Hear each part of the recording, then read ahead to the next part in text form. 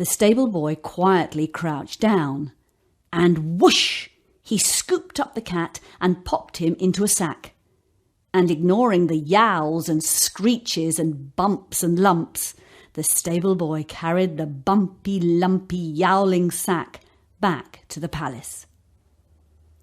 He carried the sack down to the lowest basement, where the cracks and crannies in the palace walls were most plentiful. He carefully undid the string around the sack and tipped the cat out. The cat tumbled out, and when he had righted himself, he sat there and gave the stable boy an evil look. The stable boy just said, "Mr. Cat, you are angry now, but you will thank me later.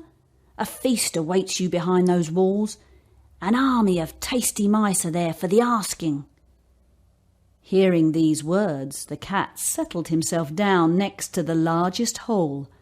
The tip of his long tail flicked back and forth. He sniffed the air, and he waited. Now, what do you suppose happened next? A sleek grey mouse named Crumb Stealer came trotting out of his front door and walked right up to the cat. The cat sat still as a stone. Then he licked his lips, and he bared his needle-sharp teeth, and he hissed at the little grey mouse. Crumb Stealer's eyes widened in terror.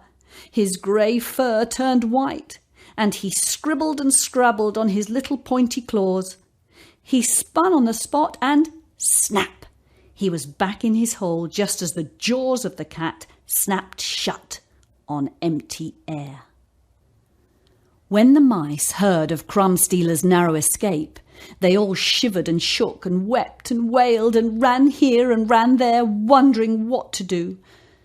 From that day on, whenever the mice went out for food, the cat would sneak up on them without a sound, and the terrified mice would run for their lives. The mice began to starve. From the safety of their nest in the palace walls, they could smell the breadcrumbs and the morsels of cheese and the scraps of fruit, but the mice were all too frightened to go out and bring them home. So one day, an old mouse named Cheese Thief called a meeting. All the mice gathered around him. He cleared his throat and spoke. "Oh, friends, we are in a terrible fix. The ferocious cat has turned our happy home into a palace of fear. Whenever we go out to collect our food, he sneaks up on us without a sound. I have called this meeting to find out if anyone can come up with a plan to defeat the cat before we all starve."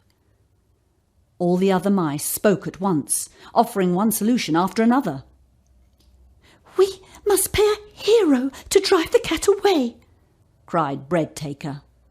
"That will never do," squeaked Scrap Hunter. "We have no money." "We must stand on each other's shoulders and disguise ourselves as a dog," said another. "Nonsense," shouted Pantry Raider. "We must find ourselves a real dog." At this suggestion, several mice fainted clean away. Finally, one brave young girl mouse named Picnic Bandit spoke up. "We are small and nimble. We can escape the cat, if only we hear him coming. The real problem is the cat is stealthy and quiet." All the mice cheered Picnic Bandit. She was the cleverest mouse who had ever lived. She was the queen of mice. She had saved them all. Until Pantry Rhoda spoke up again and asked, "What you say is true, but how can we make the cat noisy? How can we make him call out to warn us as he comes to gobble us up?"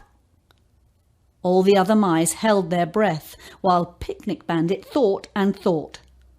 Finally, she clapped her paws together and cried, "I've got it!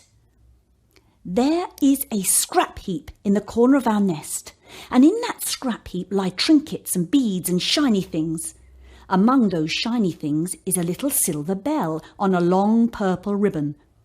Let us take that bell, hanging on its ribbon, and put it around the neck of the cat. Then, whenever the cat approaches, we will hear him coming.